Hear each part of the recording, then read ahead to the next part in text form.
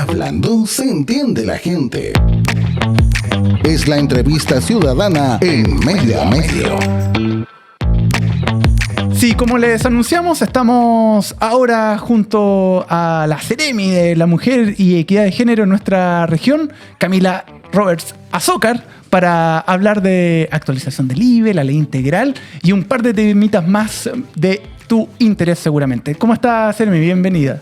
Muchas gracias Cristian por la invitación. Saludamos también a todas las personas que nos están escuchando. Sí, saludos para todos. Bueno, hay novedades, hay una ley integral que se está impulsando y justamente queremos hablar de aquello. Tiene que ver con la educación, tiene que ver con ámbitos del trabajo. Cuéntanos un poquito más.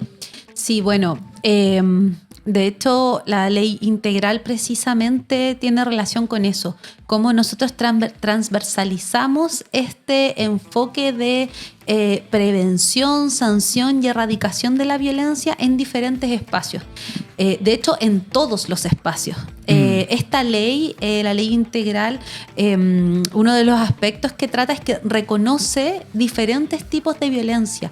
Reconoce, por ejemplo, que existe violencia en los espacios laborales, en los espacios educativos, en el área de la salud. Entonces, reconoce diferentes tipos de violencia. La violencia laboral, la violencia sexual, psicológica, económica.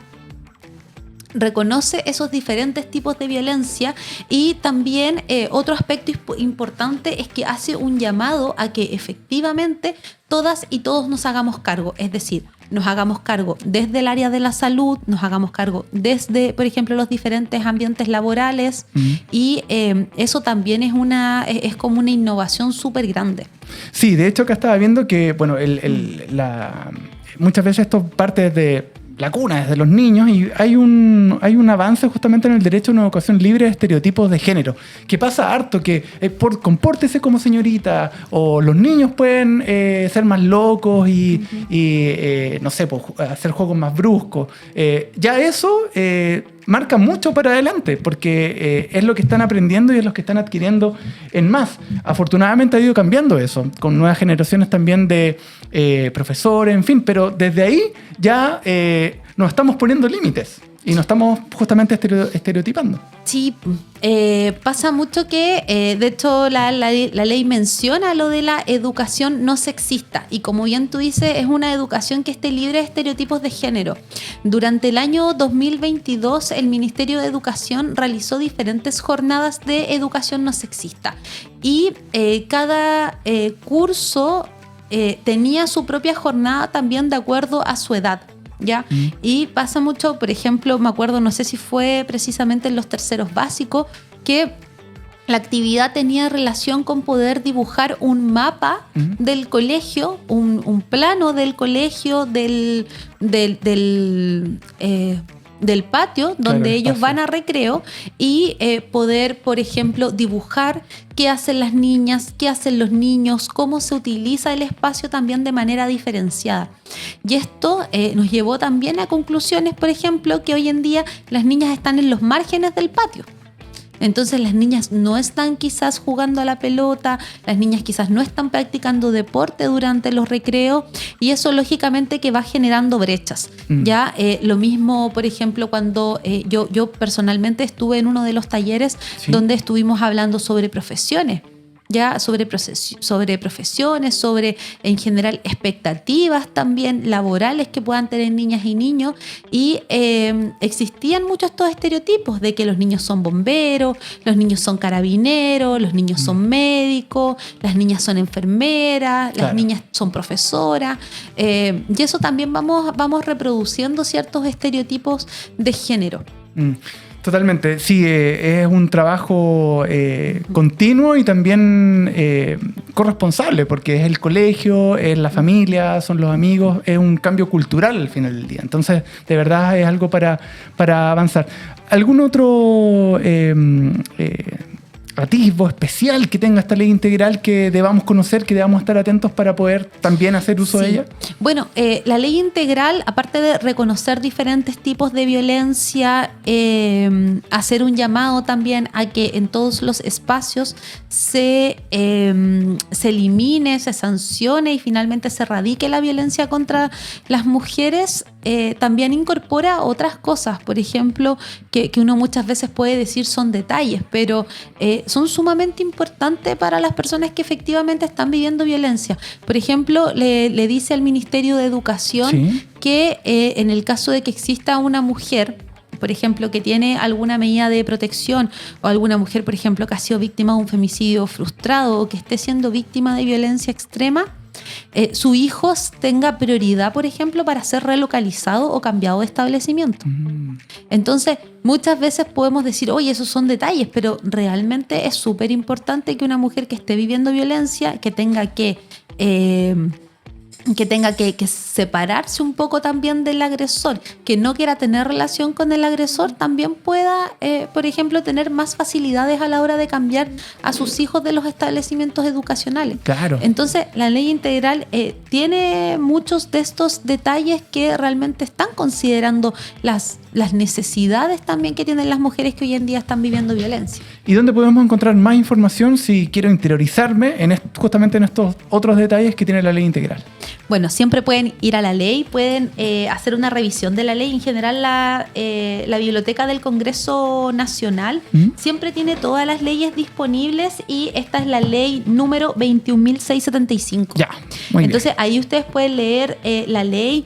La ley también se compone de 5 reglamentos. Esos 5 reglamentos los vamos a redactar también durante este año porque tenemos reglamentos especiales para salud, ya que todo lo que tiene que ver con prevención también de la violencia ginecobstetra. Tenemos otro reglamento para justicia y tenemos otro reglamento que es del Ministerio del Trabajo. Y ese reglamento también lo que implica es algo que también es muy sentido. Por ejemplo, que los femicidas no puedan heredar las pensiones de las mujeres a las cuales asesinaron. Qué heavy. O sea, es eso que uno podría decir. De perogrullo, no. ¿Cómo es posible que claro. eso pase? Bueno, eso actualmente pasa. O sea, si yo estoy casada y yo fui víctima de femicidio, La pensión mi de... agresor claro. puede recibir esa pensión, puede heredar. Actualmente puede heredar. Wow, qué gran detalle a corregir. Son esos cambios Sí. que efectivamente uno dice, bueno, tuvo que existir una ley, un reglamento que finalmente estipule que hoy en día los femicidas no puedan heredar. Muy, muy interesante que puedan generarse esos cambios. Como también lo que ha cambiado, lo mencionaba recién a propósito de los reglamentos de obstetras, pasamos al otro tema, que tiene que ver con la actualización de la ley IVE, que es la interrupción voluntaria del embarazo. ¿Qué cambios hay ahí que también nosotros debamos conocer y sobre todo las mujeres poner atención?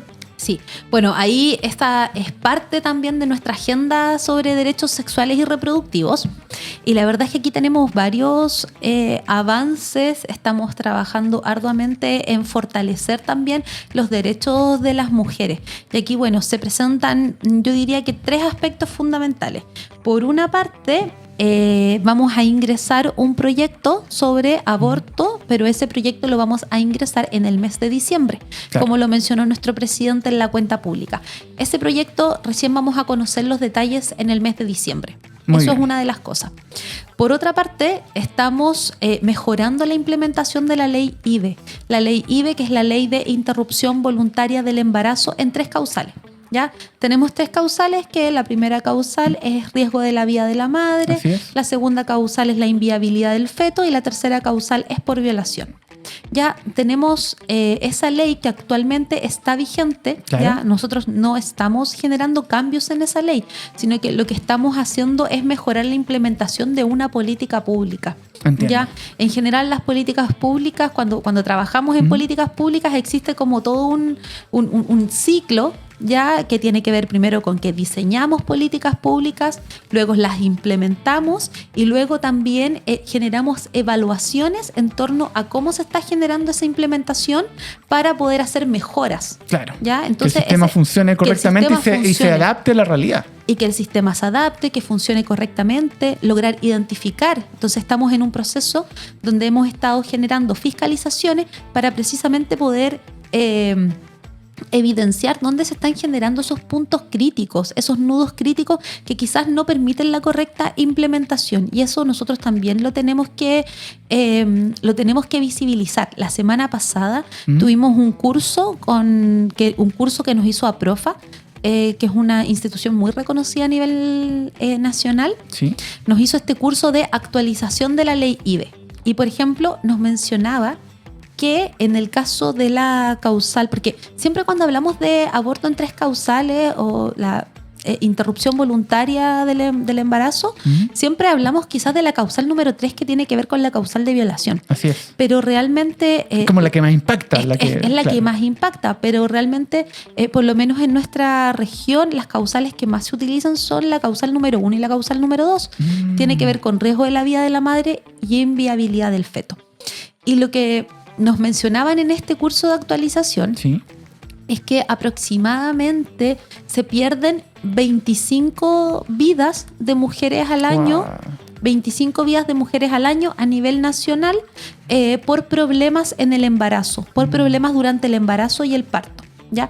Entonces, ¿cómo si estas 25 mujeres pudieran tener diagnósticos, pudieran tener diagnósticos previos, o si estas mujeres pudieran tener acceso a la información, conocer la ley, estas muertes, probablemente 20 de estas muertes se podrían evitar.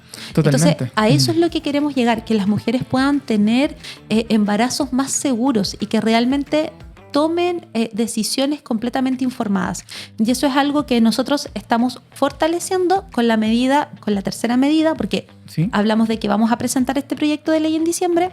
Por otra parte, estamos fiscalizando la implementación de la ley. Y el día 31 de mayo presentamos un nuevo reglamento para los objetores de conciencia. Eso es muy interesante porque, claro, hay profesionales que pueden decir... mi religión o mi manera de ver la vida no me permite ejecutar esta ley.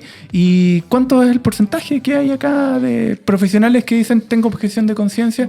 Porque también es importante saberlo para uno asistir donde justamente pueda realizarse estos procedimientos. Sí. Bueno, mencionar que lógicamente la objeción de conciencia es totalmente válida, sí, es parte de nuestras libertades. Lo que nosotros tenemos que garantizar es que en todos los establecimientos que se practican estos procedimientos, efectivamente existan personas que no sean objetores. Muy bien. Ya, eso es lo que nosotros tenemos que garantizar también como Estado. Tenemos que garantizar el derecho a que las mujeres puedan acceder. Ahora, nosotras en nuestra región, la verdad es que estamos bastante bien comparados con otras regiones. Somos la segunda región que menos objetores de conciencia tiene. ¿Ya? Okay. Si lo vemos a nivel nacional, creo que es la región de O'Higgins, tiene un 75% de objetores de conciencia en la causal número 3, que es la causal de violación. Que tenemos que decir que es la causal que más objetores de conciencia tiene. Entiendo. En cambio, en nuestra región tenemos un 30% de objetores de conciencia para la causal número 3. Para que las personas lo entiendan más fácil en sus casas. ¿Sí? Hoy en día en el hospital regional, que es donde se practican estos procedimientos, tenemos 20 obstetras. 20 obstetras, 20 doctores que están disponibles para hacer los procedimientos. De esos 20 obstetras, tenemos 2 que son objetores de conciencia por la causal número 1, ¿ya? Que es riesgo de la vida de la madre, 2 obstetras también que son objetores para la causal número 2, inviabilidad del feto, y tenemos 6 obstetras que son objetores para la causal de violación. Bien. Tienen la alternativa justamente para poder ejecutar el procedimiento. Sí, entonces es decir que nosotros en nuestra región, de hecho somos la segunda región que menos objetores de conciencia tienen en porcentaje.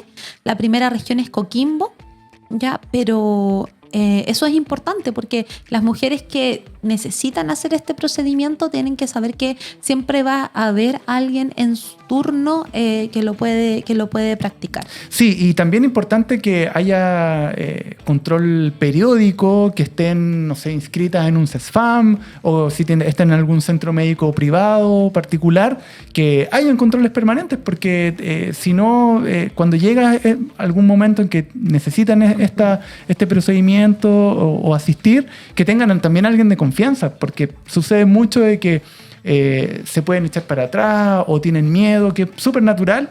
Y bueno, si tiene justamente un tratamiento que ha sido guiado en el tiempo, quizás puede tener ahí mayor confianza justamente para poder asistir y llevar a cabo estos procedimientos que no son para nada fáciles.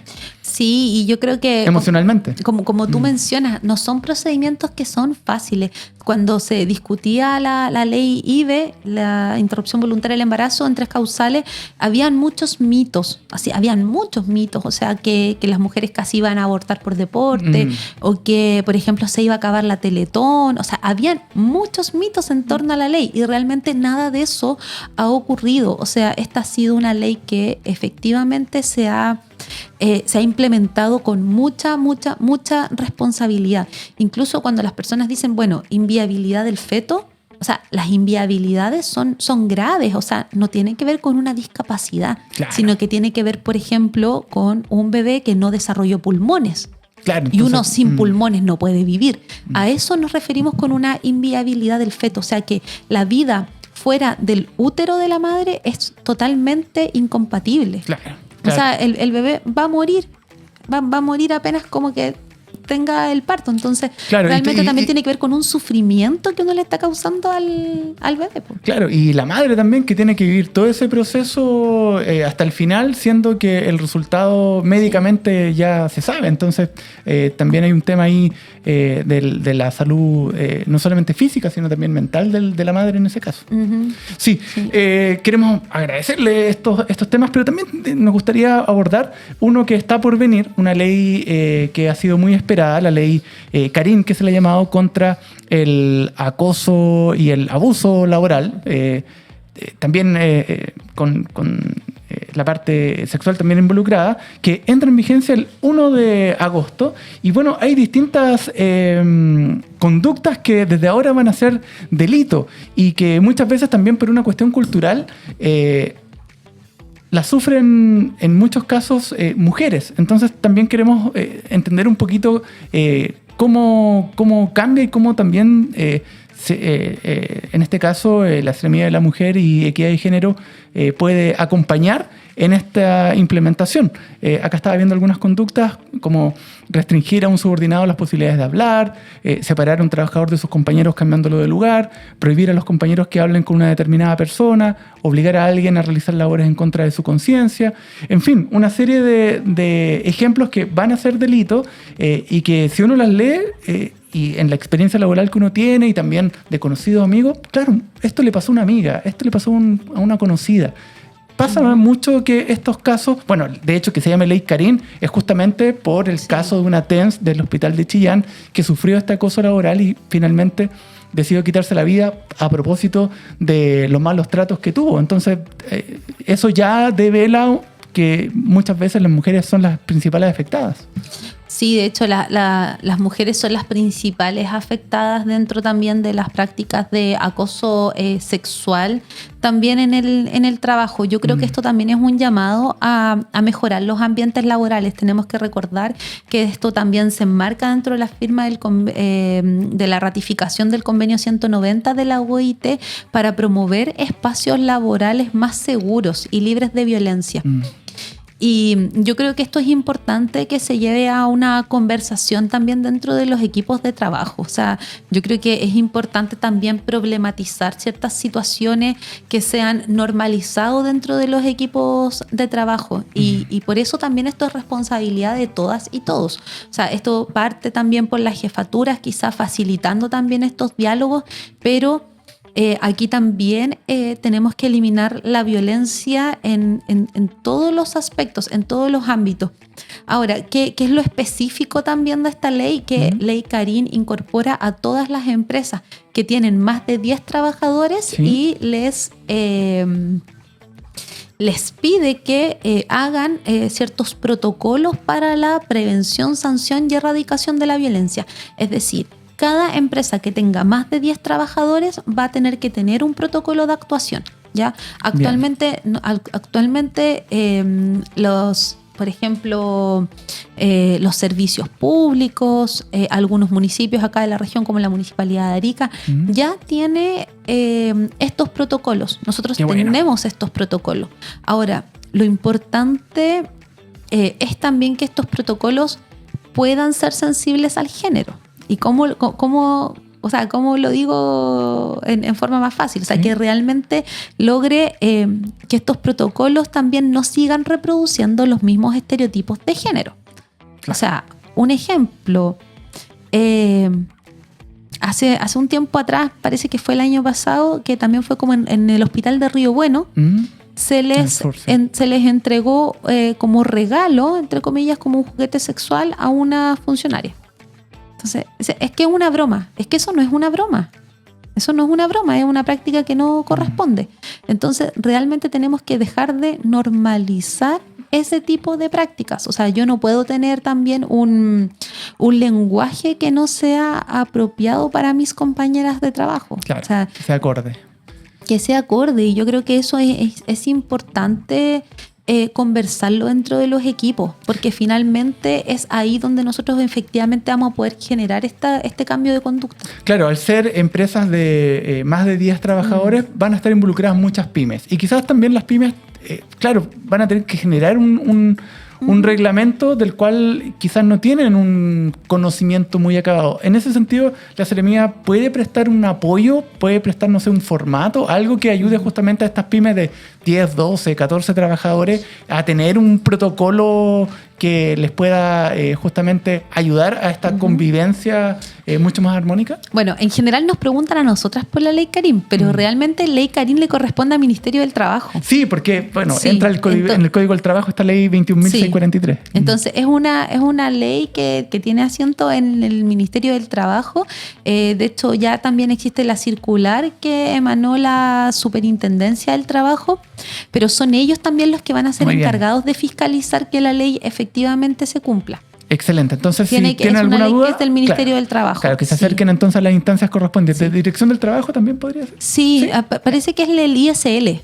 Quienes también están asesorando a las empresas que ellos también tienen como asociadas. Ya, muy bien. Entonces, Instituto de Seguridad Social. Sí, ellos. Y nosotros sabemos que esto también nos va a generar un montón de dudas quizás que van a ser dirigidas hacia nosotras, porque realmente a nosotras también siempre nos llegan casos y nosotras lo que hacemos es buscar sensibilizar a las diferentes encargados de género, a los diferentes servicios sobre la implementación también de estos protocolos. Totalmente. Entonces ya sabemos a dónde dirigirnos y no puedo irme sin esta duda porque, bueno, a propósito de protocolo, etcétera, en el ámbito universitario y técnico profesional, también hace algún tiempo se les pidió que tener un protocolo contra el acoso, contra la violencia, y de ese modo han generado fiscalías internas para seguir distintos casos.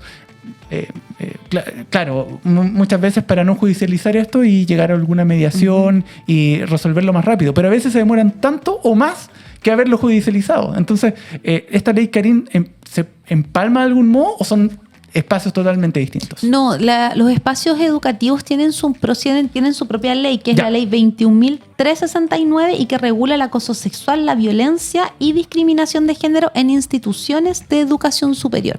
Entiendo. Ellos tienen su propia ley. Ahora, nosotros lo que tenemos que entender es que todas estas prácticas, que sean acoso sexual, que sean violencia, que sean discriminación, que no aporten al buen clima laboral, las podemos tratar a través de estos protocolos, pero realmente cuando ya se genera un delito, nosotros podemos sí o sí ir y establecer una denuncia en la fiscalía. En cuando paralelo. ya es un delito, sí. Perfecto, sí. se puede. El acoso sexual es un delito.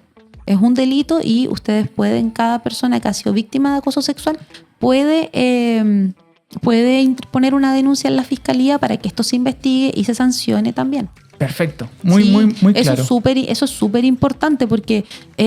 Claro, porque puede decir, lo estoy siguiendo con la fiscalía a propósito de este protocolo en la universidad, pero se ha alargado mucho, muchas veces tienen que seguir conviviendo con los agresores, ya sea en clase, en la misma universidad, en fin. Entonces, claro, se pueden sentir un poco amarradas de mano es que ya estoy siguiendo el proceso acá.